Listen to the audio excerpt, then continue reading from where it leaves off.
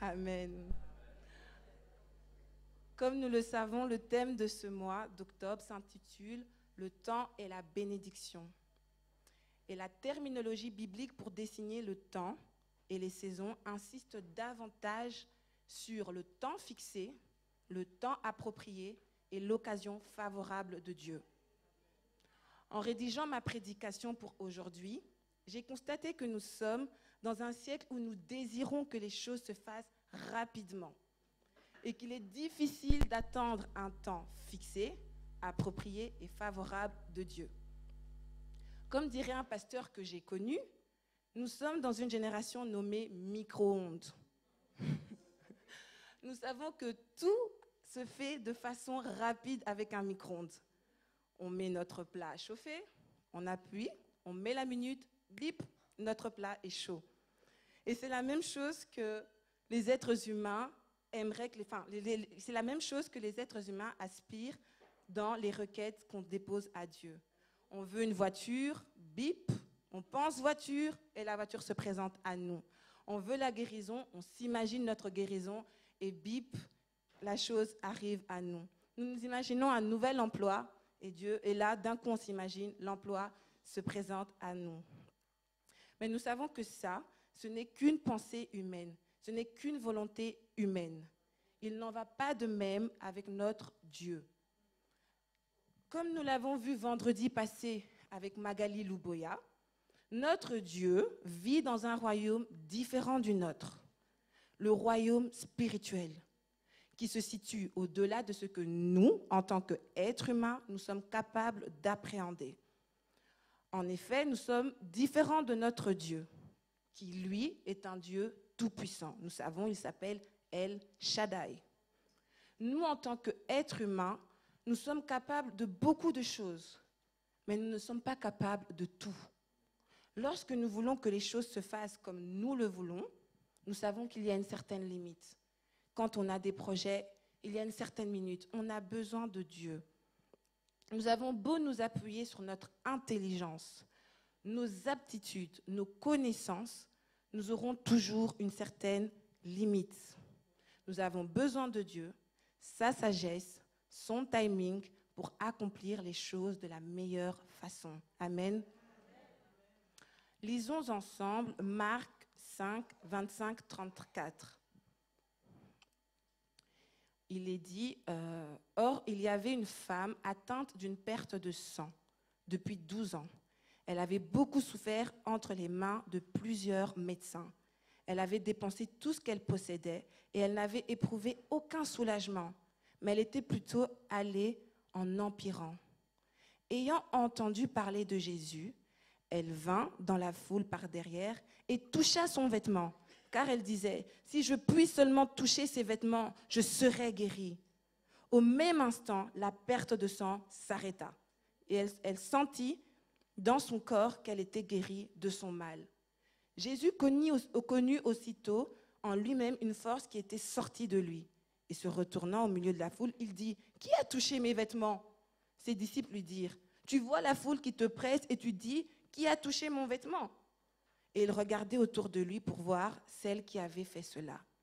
La femme, effrayée et tremblante, sachant ce qui s'était passé, elle vint se jeter à ses pieds et lui dit toute la vérité.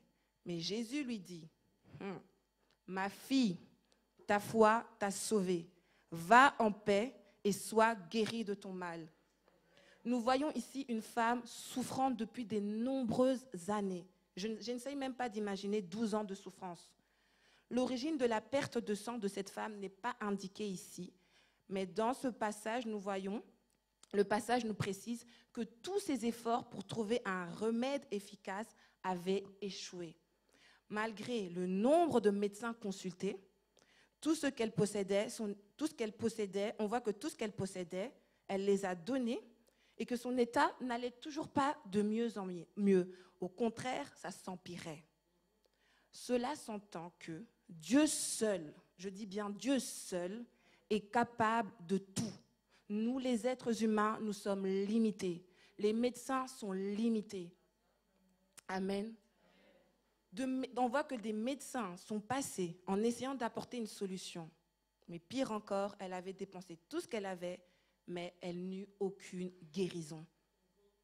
Ce que 12 années de rendez-vous médicaux n'ont pas guéri, c'est la puissance de Dieu qui réussit en un seul clin d'œil.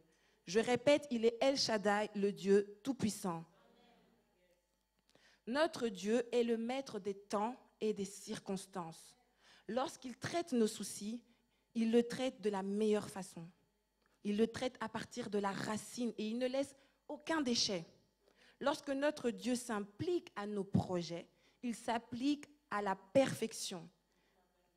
Lorsque notre Dieu vient pour nous bénir, il commence par traiter la source pour poser des bonnes fondations dans nos vies. Lorsque notre Dieu intervient en son temps, il ne laisse aucun effet négatif. Cependant, la plupart d'entre nous, ici, nous avons connu un jour ou l'autre la sensation d'être oubliés par un Dieu. C'est peut-être même ce que vous vivez en ce moment. Vous vous dites, bon, Dieu m'a laissé tomber. Vous criez dans votre souffrance, dans votre attente de bénédiction. Nous sommes dans l'année de bénédiction. Et nous sommes au mois d'octobre. Et vous vous dites, mais Dieu ne m'a toujours pas béni. Certainement que vous êtes dans la détresse aujourd'hui. Et vous vous dites sans doute que Dieu n'entend pas et qu'il est indifférent à votre prière.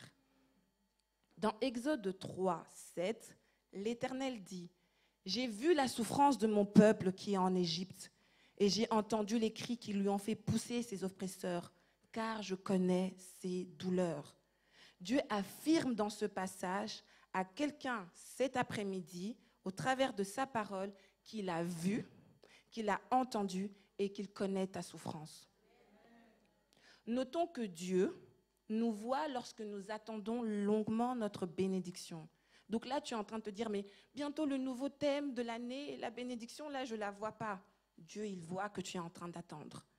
Il nous comprend parfaitement lorsque nous luttons avec la patience dans l'épreuve. Dieu est au-dessus de nous, comme nous l'avons vu avec Magali, mais il est aussi au milieu de nous.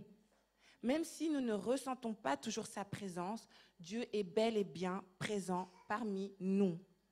Il est assez présent pour voir, pour entendre et pour savoir que nous souffrons et que nous sommes dans une attente d'une bénédiction. Soyons certains qu'il ne reste pas indifférent, car la vérité est que lui-même a dû user de patience. Et croyez-moi qu'il use encore de patience aujourd'hui envers nous. L'Ancien Testament insiste beaucoup sur la patience de Dieu en nous démontrant que c'est toujours avec patience que Dieu agit envers l'humanité. Lorsque nous péchons, c'est-à-dire lorsque nous ratons la cible, Dieu fait preuve de patience envers nous. Je ne suis pas encore maman, mais je peux témoigner au travers de la relation que j'ai avec la mienne, qui l'eut quelquefois lorsque elle me reprenait, je n'écoutais pas. Je vous avoue que j'étais un enfant très turbulente et très têtue. Je peux assurer que quand je vais vraiment à l'encontre de ce qu'elle me dit, je vois dans son visage qu'elle est fâchée, qu'elle est énervée. Elle se dit, toi, tu vas voir, quand tu vas rentrer à la maison, ça va mal se passer pour toi. Donc, on voit ici que nos parents peuvent se fâcher. On voit que nos parents peuvent perdre patience envers nous. Mais notre Dieu ne perd jamais patience envers nous. Il n'est dépassé par aucun événement. Il n'est dépassé par aucune circonstance. Il est le maître de temps et de circonstances. Malgré les erreurs que nous commettons quotidiennement, il fait toujours preuve de patience. D'ailleurs, lorsqu'il persévère dans son amour pour nous et qu'il n'agit pas par colère envers nous, c'est pour retarder son jugement et nous permettre de se repentir et de prendre un nouveau départ avec lui. Il y a un verset qu'on connaît tous,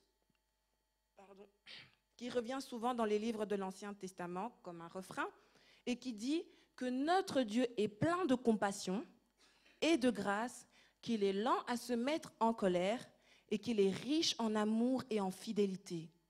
Nous n'allons pas lire les livres qui mentionnent ce passage, mais je vous invite à prendre note. C'est Exode 34, 6, Nombre 14, 18, Néhémie 9, 31 et Psaume 86, 15. Donc nous voyons que Dieu lui-même il fait preuve continuellement de patience Donc, il est capable de comprendre lorsque nous attendons, lorsque nous sommes tristes, lorsque nous sommes dans la souffrance. Je ne sais pas si l'audiovisuel peut projeter le passage principal de notre méditation aujourd'hui, qui se trouve dans Habakkuk 2, 1 à 4. Mais je vais lire. J'étais à mon poste et je me tenais sur la tour. Je veillais pour voir ce que l'Éternel me dirait et ce que je répliquerais à ma plainte. L'Éternel m'adressa la parole et il dit, écris la prophétie, grave-la sur des tables afin qu'on la lise couramment. Car c'est une prophétie dont le temps est déjà fixé. Elle marche vers son terme et elle ne mentira pas. Si elle tarde, attends-la, car elle s'accomplira certainement. Voici, son âme s'est enflée, elle n'est pas droite en lui, mais le juste vivra par la foi.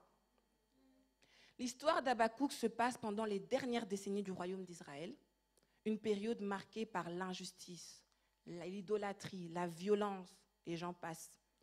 Habakkuk voit de loin la menace croissante de Babylone se pointer à l'horizon.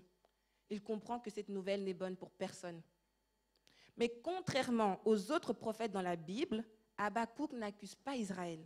Il ne parle même pas au peuple de la part de Dieu. Vous savez, dans la Bible, parfois on voit « Ainsi dit l'Éternel, l'Éternel m'envoya ». Mais là, il ne s'agit pas de ça pour Habakkuk. Au lieu de cela, lui, il adressa toutes ses paroles personnellement à Dieu. D'ailleurs, le livre s'ouvre par une complainte rédigée par le prophète Habakkuk afin d'attirer l'attention de Dieu sur la souffrance et l'injustice dans le monde en exigeant une intervention divine. Nous le voyons dans le premier chapitre de son livre, il est dit « Jusqu'à quand, Seigneur, crierai-je et tu n'entendras pas? Je crie vers toi violence et tu ne sauves pas. » La première complainte du prophète Habakkuk ici concerne la vie en Israël, qui est devenue insupportable. La Torah est négligée, et ce qui entraîne la violence et l'injustice, et tout ceci toléré par les dirigeants corrompus d'Israël. Finalement, Dieu répond au prophète Habakkuk. Il précise d'être pleinement conscient. Nous avons vu, Dieu entend, Dieu voit, et il est conscient quand les choses vont mal. Il ne dort pas. Il est conscient de la corruption de son peuple et qu'il est en train de susciter les armées de Babylone pour exécuter sa justice sur Israël. Dieu prévient qu'il se servira de cet empire terrifiant pour détruire Israël à cause de son injustice et de sa méchanceté. Mais cette réponse ne convient pas à Habakkuk. Nous savons, non, quand Dieu nous répond, il nous dit, écoute, là, ça va pas être maintenant. Ou que Dieu te dit, tu dois encore attendre. Ou quand nous, on a une volonté, que Dieu a une autre volonté, on n'est pas content. On se dit, mais ta réponse ne me plaît pas, Seigneur. Donc, Habakkuk, au lieu de rester là et de se dire, je vais me contenter de la réponse de Dieu, il a reformulé une nouvelle complainte à Dieu, en lui expliquant que le peuple que Dieu a choisi est bien pire que les Israéliens. Ils sont plus corrompus, plus violents et traitent les humains comme des animaux. Le prophète avait du mal à comprendre comment un Dieu saint et bon pouvait utiliser un peuple corrompu pour régler le problème qui était devant lui. C'est vrai que moi aussi, si Dieu m'avait dit ça, je me serais dit, mais Seigneur, comment tu peux être bon et saint et tu utilises Babylone pour résoudre un tel problème? Et par l'intermédiaire de sa deuxième complainte, il expliqua son incompréhension à Dieu tout en s'attendant à une réponse et une intervention divine. Donc, au travers de ce récit, nous voyons le combat personnel que mène Habakkuk, sa lutte intérieure pour parvenir à croire que Dieu est bon, malgré la tragédie présente dans le monde. Au travers de son histoire, nous voyons que lorsque tout va bien, il est facile d'être patient. Mais notre patience est mise réellement à l'épreuve quand nos droits sont violés, lorsque nous faisons face à des difficultés. Là, notre patience, elle ne tient plus. Le prophète Habakkuk est un exemple pour nous aujourd'hui. Nous aussi, nous sommes dans un monde où se trouve la violence, où il y a des épreuves difficiles, la maladie, la famine, l'abus. J'en passe. Certainement que toi, qui m'écoutes, tu cries comme le prophète Habakkuk, « Seigneur, jusqu'à quand est-ce que tu agiras? Ne vois-tu pas la souffrance dans laquelle je suis aujourd'hui ?» Mais nous avons vu plus haut et nous savons maintenant que Dieu, en effet, entend et voit nos souffrances. Il comprend car lui-même a dû faire preuve de patience envers nous. Donc, à ceci, on peut dire que attendre le temps de Dieu est inévitable pour vivre l'accomplissement de notre bénédiction. Reportons-nous maintenant à la parole de Dieu pour connaître comment chaque chrétien doit attendre le temps de sa bénédiction. Pour ceux qui prennent note, premièrement, en tant qu'enfants de Dieu, nous devons attendre le temps de notre bénédiction avec un cœur disposé. On aime que Dieu nous parle, n'est-ce pas? Mais demandons-nous si on est bien disposé pour l'entendre. Est-ce qu'on se met dans des bonnes conditions pour l'entendre? Un cœur disposé, c'est un cœur qui désire accomplir toutes les volontés de Dieu, qui sait compter sur Dieu et qui recherche le plaisir de Dieu. Un cœur disposé, c'est un cœur qui sait mettre pause et être à l'écoute de Dieu. La Bible nous dit au verset 1 de notre passage clé que le prophète était à son poste. Lors de ma méditation pour ce passage, je m'imaginais vraiment le prophète à son poste, assis sur un poste, sur une tour, et qu'il était en train de veiller. Mais veiller pas de la bonne manière. J'imaginais vraiment qu'il était assis sur un poste, en train de regarder et se dire « Mais qu'est-ce qui se passe dans ce peuple? Et pourquoi ils se battent ?» J'imaginais vraiment Habakkuk assis sur son poste, en train de juste regarder les bagarres, les gens s'entretuer. Cependant, la signification ici d'être à son poste, ou d'autres versions, placé sur un lieu élevé, ne doit pas être pris au sens propre. En fait, ici, Habakkuk ne se rendit pas réellement sur une tour d'observation. Ce terme a un sens figuré et spirituel. Cette expression nous montre un état de conscience, c'est-à-dire qu'il n'était pas là parce qu'il fallait être là, il n'était pas là parce qu'on lui avait demandé d'être là. Non, ce n'était pas ça. La Bible nous dit qu'il était là pour voir, pour entendre l'Éternel, pour entendre ce que l'Éternel lui dira.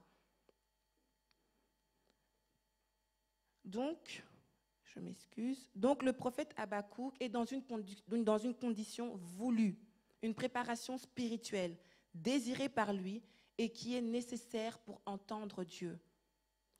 En d'autres termes, être à son poste nous démontre le recueillement de l'âme qu'avait le prophète Habakkuk.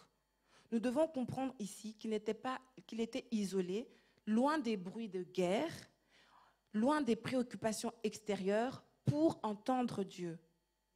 Être assis à son poste nous démontre le fait qu'il avait un tempérament calme et disposé. Je vous invite à prendre Michée 7:7.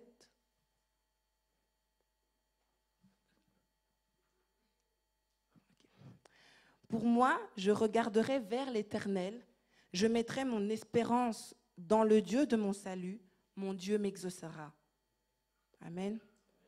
Michée est ici dans des circonstances difficiles comme le prophète Habakkuk. Mais ce passage nous démontre qu'il attend au temps fixé de Dieu. Il s'attend au temps fixé de Dieu pour voir une restauration. Michée ici ne succombe pas au désespoir, mais il garde une attitude de confiance et il reconnaît le caractère de son sauveur et il s'attend aussi à ce que Dieu réponde à sa prière comme le prophète Habakkuk. Donc, être à son poste, c'est-à-dire être disposé, tout en tournant le regard vers Dieu, nous aide à prendre un temps profond et intime avec notre Père céleste.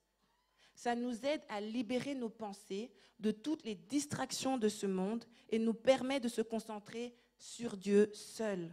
C'est ainsi que nous devons vraiment, c'est comme ça que nous devons faire pour pouvoir connaître la volonté de Dieu. Amen. Petite histoire. En 2020, je vivais encore à l'école biblique.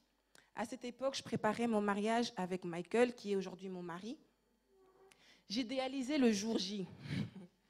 J'idéalisais le jour J. Je vais faire ci, je vais faire ça, Et j'en parlais à ma colocatrice de chambre du temps idéal, de la manière idéale que devrait se dérouler mon mariage. À croire que le temps m'appartenait. Je disais, ça doit être à cette date-là exactement parce qu'il va faire chaud. Si ce n'est pas cette date, et je disais, ah, pasteur, moi je ne sais pas, mais moi je veux cette date-là. Trouve le moyen, trouve qu'on libère la salle qu'on avait prise, mais je veux ce moment-là, comme si le temps m'appartenait. Mais nous savons tous qu'en cette même année, le Covid pointa le bout de son nez. Le Covid est là, il est là.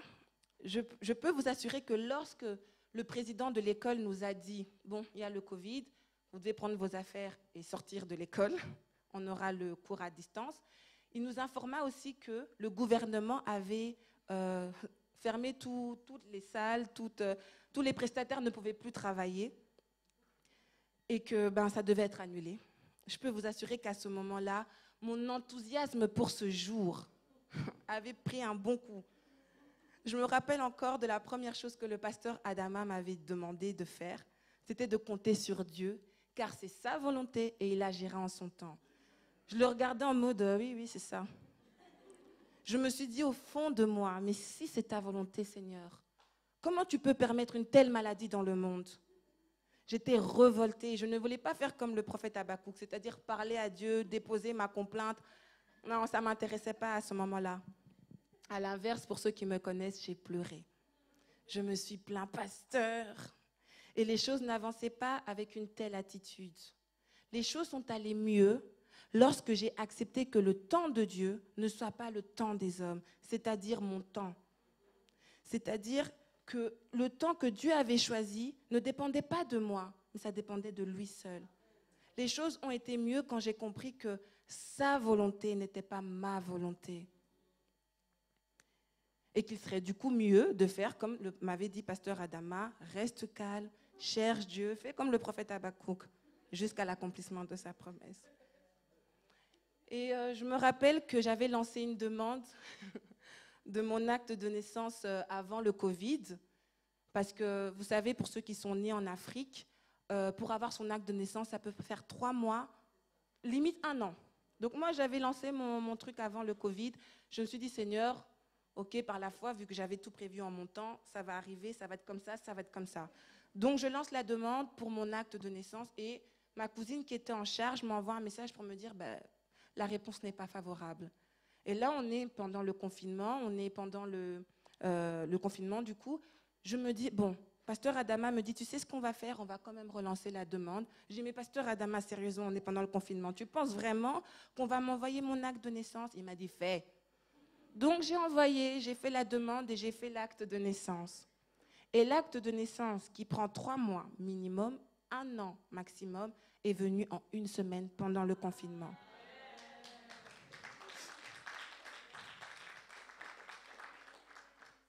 C'est vrai qu'il est difficile de s'attendre à Dieu, je l'avoue.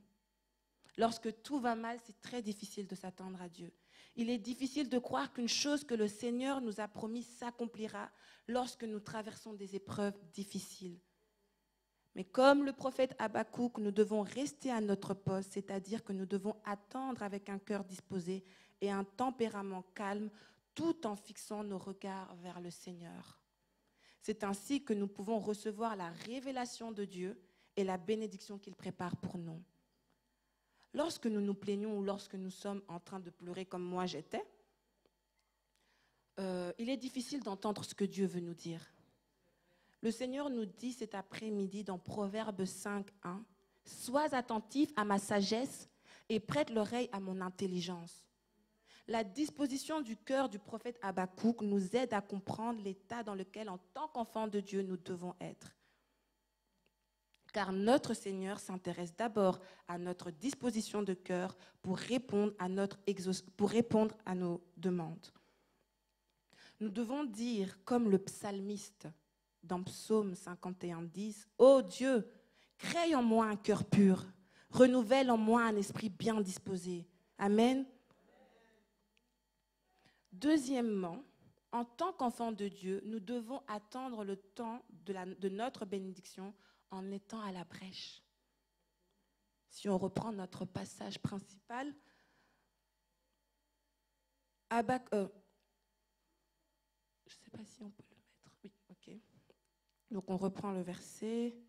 On voit que Habakkuk était à son poste. Il dit, j'étais à mon poste et je me tenais sur la tour. Je veillais pour voir ce que l'Éternel me dirait et ce que je répliquerais après ma plainte.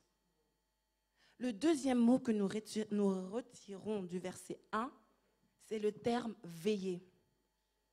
Dans le dictionnaire, le mot veiller veut dire, d'une part, rester volontairement éveillé pendant le temps habituellement consacré au sommeil. D'une autre part, c'est faire preuve de vigilance. Dans le dictionnaire biblique, le mot veiller tire son essence du terme safa, en hébreu, traduit par sentinelle, attente ou encore gardien. L'attente qu'avait le prophète Habakkuk n'était pas une attente passive ou paisible, mais c'était une attente active. Il est resté à son poste, comme nous l'avons vu, c'est-à-dire qu'il était resté avec un cœur disposé, mais il veillait, c'est-à-dire qu'il restait prudent et vigilant pour entendre Dieu. Donc, en s'imposant une telle conduite honorable et disposée, il démontre une discipline. Donc, il ne fait pas rien. Il n'était pas là en train de ne rien faire. Il ne restait pas là non plus à son poste en train de se plaindre comme moi je l'ai fait. La Bible ne dit pas qu'il restait à son poste en train de pleurer comme moi je l'ai fait. La Bible nous dit que le prophète était à son poste et il veillait, c'est-à-dire qu'il était vigilant pour entendre Dieu. Nous pouvons comprendre à cela qu'il était à la brèche, il avait une activité soutenue, il n'a pas fait comme le restant du peuple, c'est-à-dire se retrouver dans cette guerre à se battre. Lui avait choisi de rester disposé et vigilant pour entendre les instructions de Dieu. Mais qu'est-ce que c'est vraiment de rester à la brèche? Être sur la brèche, c'est être dans un état de constance pour vaincre le mal. C'est une discipline que l'on s'impose. Se tenir à la brèche est une expression biblique que nous trouvons dans Psaume 106, 23, pour ceux qui prennent note, et qui veut dire se tenir devant Dieu pour prier, ou plus précisément rester vigilant et intercéder. Amen. Mais souvent, les êtres humains, on a cette tendance de considérer la patience comme une attente passive ou une tolérance paisible. En d'autres termes, nous avons cette tendance à s'asseoir et attendre l'accomplissement d'une promesse sans pour autant agir. On se dit, Dieu, il a dit qu'il fera. Pourquoi je dois agir? La Bible dit qu'il fera. Mais pourquoi je dois agir? Je reste à mon repos et je dors. On a l'impression qu'il faut attendre, alors il n'y a rien à faire jusqu'à ce que l'accomplissement vienne à nous. Pourtant, la patience n'est pas un état où on se contente de s'asseoir et de subir, où l'on n'agit pas et ne prend pas d'initiative. La patience doit être considérée comme une attente active et forte par la vigilance et par la prière. C'est ce que la Bible nous recommande au travers de l'histoire du prophète Habakkuk. Avoir ce cœur disposé dans l'attente, comme nous l'avons vu au premier point, demande un effort venant de nous. Nous devons aller vers Dieu en veillant et en priant pour demander sa paix dans l'épreuve et demander à ce qu'on puisse attendre de la meilleure manière l'accomplissement de la bénédiction. Lisons Luc 21, 36, qui nous dit « Veillez et priez en tout temps, afin que vous ayez la force d'échapper à toutes ces choses qui arriveront et de paraître debout devant le Fils de l'homme. » Veiller et prier sont les deux grands moyens pour tenir dans l'attente et dans l'épreuve. Se tenir à la brèche nous permet d'échapper au danger. Retenons que la Bible nous demande de veiller et de prier, pas une fois par semaine, pas une fois de temps en temps, mais en tout temps. C'est seulement en étant à la brèche que Dieu va illuminer les yeux de notre cœur pour que nous soyons émerveillés devant l'objet de son espérance. C'est-à-dire que c'est seulement dans sa présence, avec foi, que nous pouvons imaginer la gloire que Dieu nous réserve. Lorsqu'un parent a un enfant malade, il n'a pas d'autre choix que de veiller sur son enfant, n'est-ce pas? Et de prier pour son enfant. Lorsqu'il est malade, tu es obligé de rester près de lui et d'intercéder, de dire « Seigneur, mon enfant va guérir ». C'est à ce moment-là que toutes les paroles que nous connaissons sortent de notre bouche parce qu'on veut que notre enfant soit guéri. Je me rappelle cette fois où je dormais près d'Abigail. J'étais malade et je ne suis pourtant pas sa fille, mais j'ai vu Abigail veiller en priant toute la nuit pour moi. Elle ne pouvait pas dormir, c'était impossible, n'est-ce pas, Abby? C'était impossible. Elle ne pouvait pas dormir, j'étais agitée, j'avais mal. Je disais, Abby, j'ai besoin d'aide, j'ai besoin de toi. Et Abby, elle était incapable de m'aider. Et elle est restée là, en train de prier. Abby s'est tenue à la brèche. Elle a prié, elle a intercédé. Surtout qu'elle avait cette promesse dans son cœur de la parole de Dieu qui dit que c'est par les meurtrissures de Jésus-Christ à la croix que Rebecca est guérie. Abigail ne pouvait pas s'asseoir et dormir. Elle ne pouvait pas se dire, écoute meuf, là je travaille demain, débrouille-toi. Elle a veillé, elle a prié. Alors que j'allais aux toilettes, elle continuait de me suivre et elle déclarait la parole de Dieu. C'est un exemple pour moi et je bénis Dieu. Tu es une bonne maman, Abby.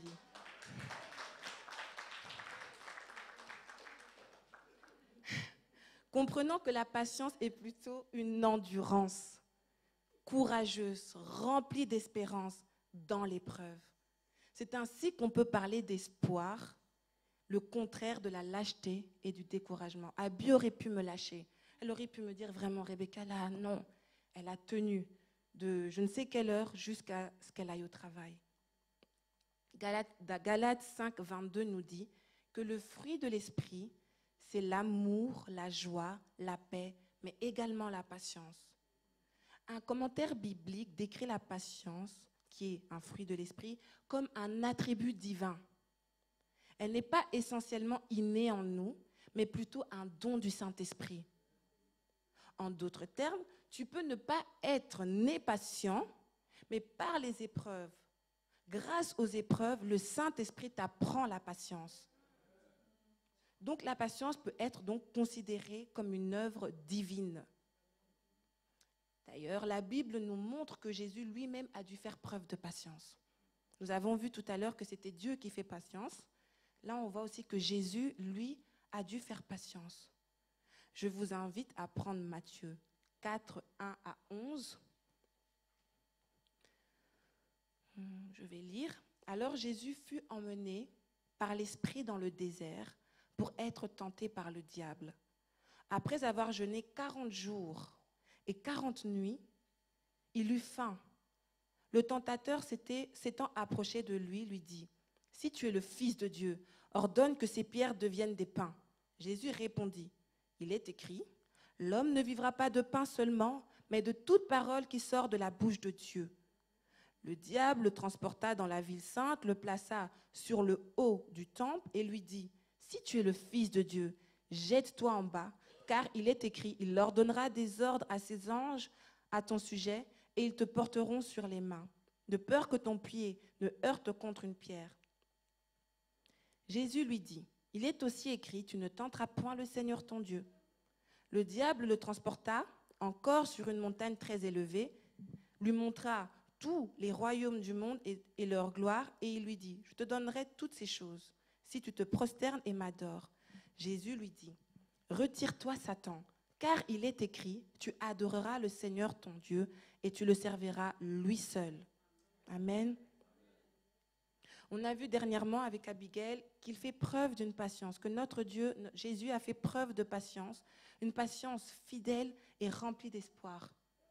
Parfois, plusieurs fois, il a refusé de céder à la tentation du diable. Il a usé de patience jusqu'à résister à la tentation qui le mènera jusqu'à la croix. Jésus, en ce moment-là, n'était pas dans une condition les plus favorables. Il aurait pu tout simplement dire « Ok, c'est bon, j'accepte la tentation du diable. » Mais non, il a choisi de rester patient. Il a choisi de rester confiant. Il a choisi de rester calme et disposé, comme nous l'avons vu, jusqu'à l'accomplissement de l'œuvre que Dieu avait prévue pour lui. Il est resté calme jusqu'au temps fixé par son Père. Nous ne lirons pas les autres passages qui illustrent la patience de Jésus, mais vous pouvez noter Marc 8, 31, 34, où nous voyons là que Jésus a également enduré les reproches de Pierre avec patience. Et dans Matthieu 27, 39, 44, il a encaissé les moqueries des spectateurs lors de sa crucifixion. Donc notre Jésus a fait preuve de patience. Et dans Ésaïe 53, 3, il est dit « Méprisé et abandonné des hommes, homme de douleur et habitué à la souffrance, semblable à celui dont on détourne le visage. Nous l'avons dédaigné, nous n'avons fait de lui aucun cas. Cependant, ce sont nos souffrances qu'il a portées, c'est de nos douleurs qu'il s'est chargé, et nous l'avons considéré comme puni, frappé de Dieu et humilié. Mais il était blessé pour nos péchés, brisé pour nos iniquités. Le châtiment qui nous donne la paix aujourd'hui est tombé sur lui. » Et comme je vous ai dit, Abby, elle avait une promesse qui dit « C'est par ses meurtrissures à la croix que nous sommes guéris. » Amen. Donc, à aucun moment, la Bible nous mentionne que Jésus avait emprunté un chemin facile. À aucun moment, l'Évangile illustre que ce chemin était agréable à vivre. La Bible nous démontre que l'attente du temps de Dieu était le chemin que Jésus avait pris pour le temps de Dieu était périlleux. Il y avait la honte, la douleur, le mépris, mais il a accepté patiemment le temps de Dieu pour sauver l'humanité. À l'exemple de Christ, retenons qu'être dans l'attente d'une réponse ou d'un accomplissement de Dieu demande une énergie, du courage et une ferme persévérance. Lorsque nous sommes en attente d'un nouvel emploi, d'une nouvelle maison, prenons l'exemple de Christ et soyons persévérants et courageux. Tenons-nous à la brèche comme nous avons vu. Continuons de prier et d'intercéder jusqu'à ce que l'accomplissement se fasse. Alors que le monde va mal et qu'il y a de l'injustice au travail, alors que le monde va mal, tu souffres certainement d'une maladie. Fixons nos regards sur Christ. Restons vigilants dans la prière et attendons-nous à son intervention divine comme Habakkuk. Soyons cet après-midi encouragés à garder ce cœur disposé, une attitude de prière jusqu'à l'accomplissement de nos bénédictions. J'aime l'album de maman Mireille Bassirois intitulé « En attendant, j'adore ». C'est ce que nous sommes appelés à faire aujourd'hui. Il ne s'agit pas ici de déposer sa complainte comme Habakkuk, puis de s'asseoir et se plaindre en se lamentant, mais il s'agit d'attendre en restant à la brèche. Certainement qu'au fond de vous, vous vous dites, mais ça dure Seigneur, je n'ai plus de force, c'est difficile d'attendre. Mais Éphésiens 5, 18, 20 nous dit, entretenez-vous par des psaumes, par des hymnes et par des cantiques spirituels, chantant et célébrant de tout votre cœur les louanges du Seigneur.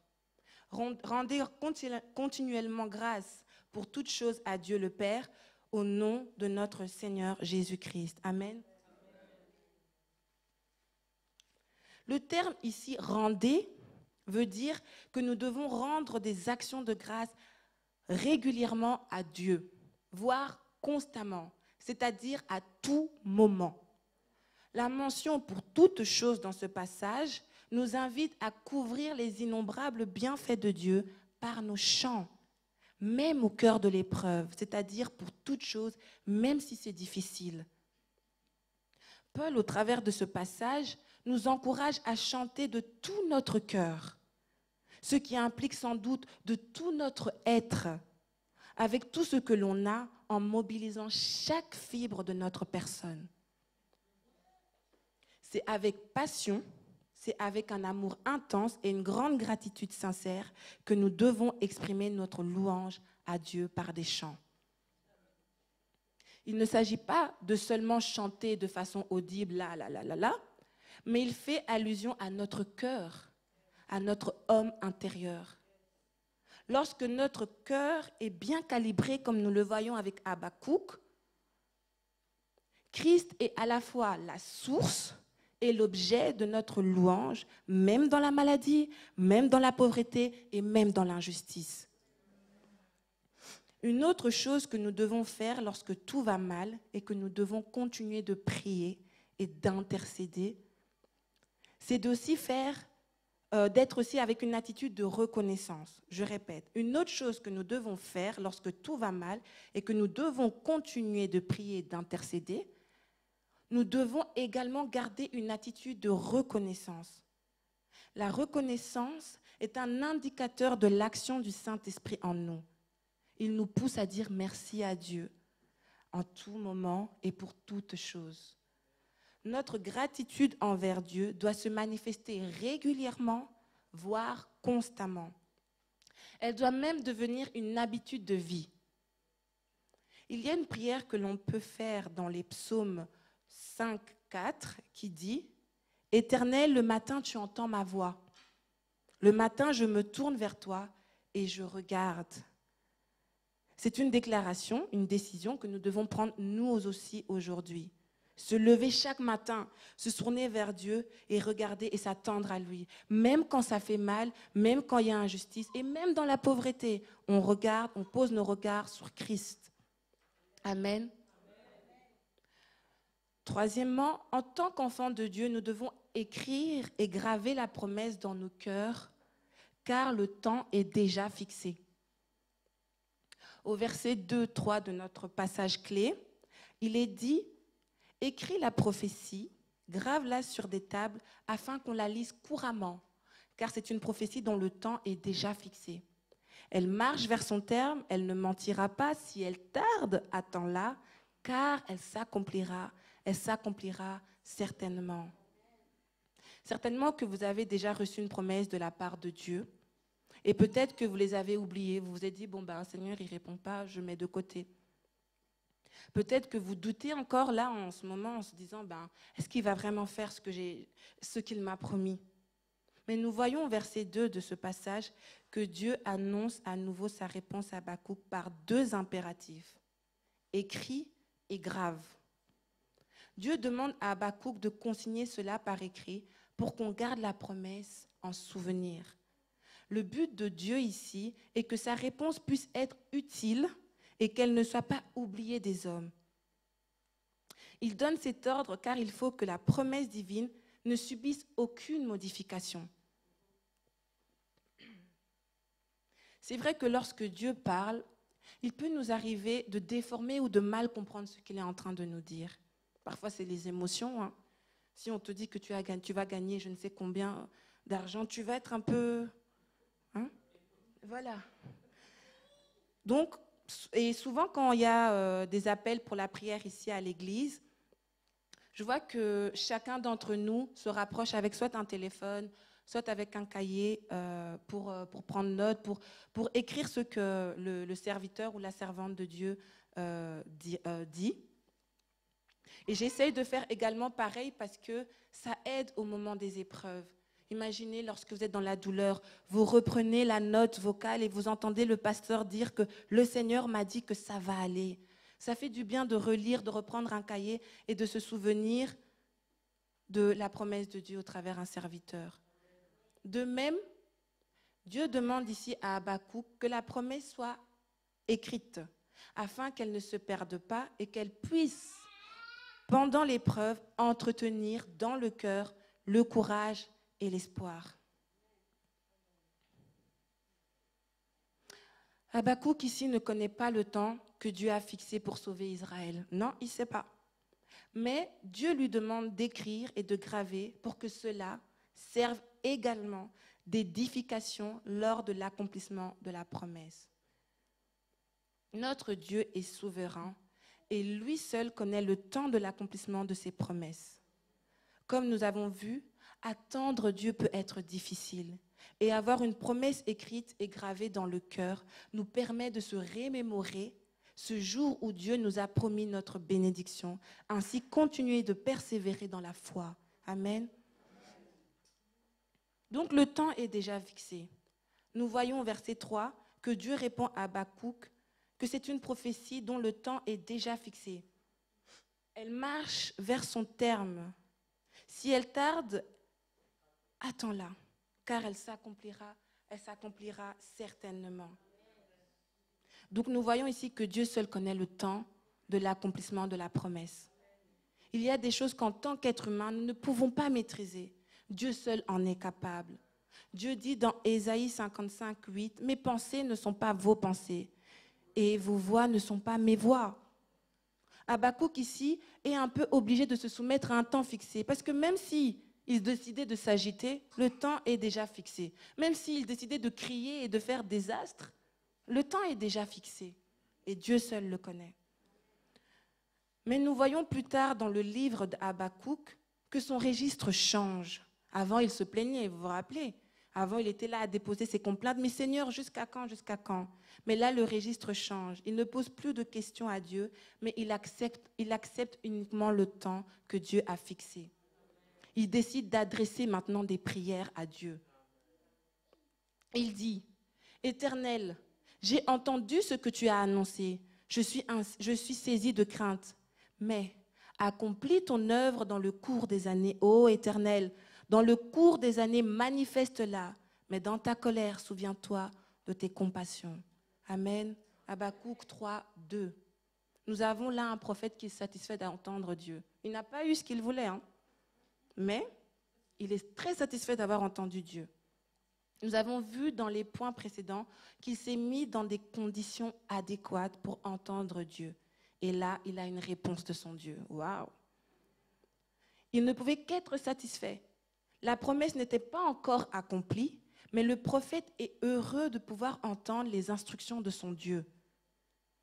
Bien que la Bible mentionne qu'il est dans la crainte, il est également satisfait de la promesse divine d'espérance et de justice que le Seigneur lui a faite pour Israël.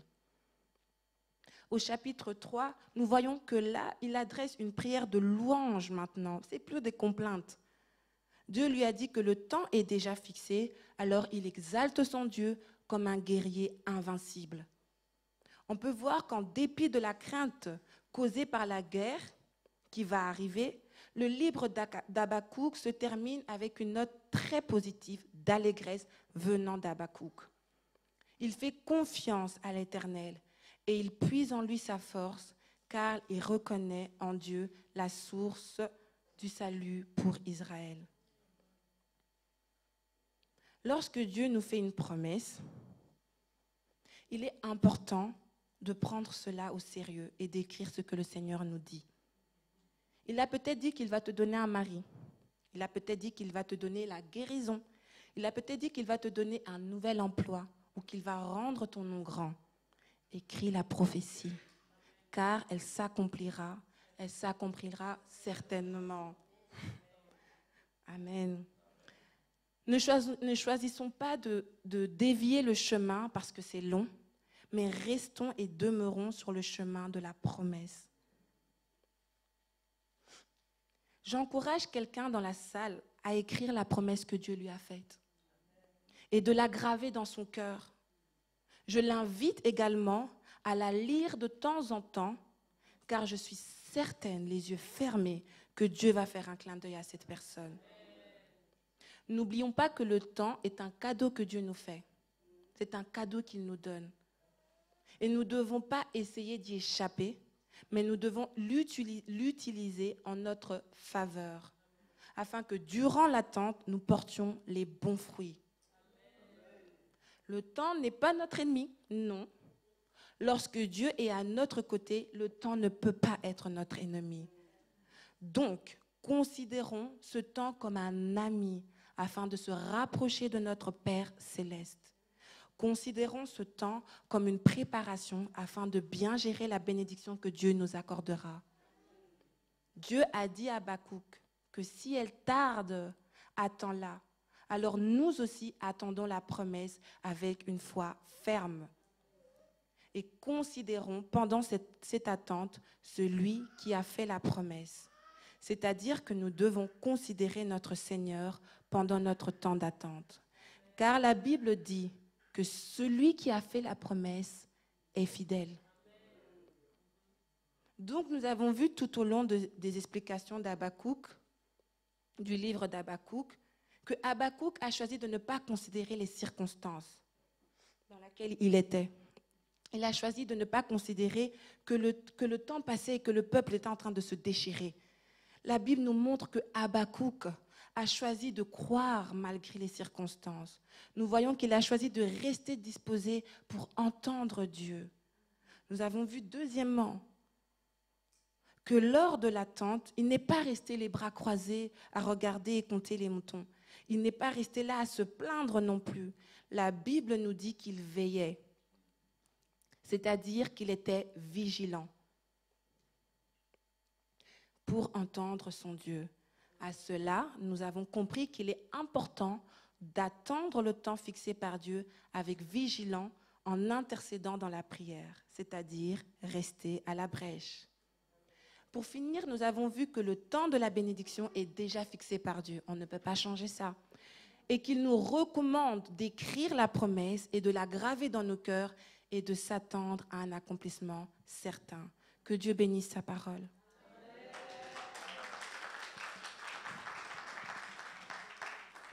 Alléluia. On peut encore acclamer pour le Seigneur.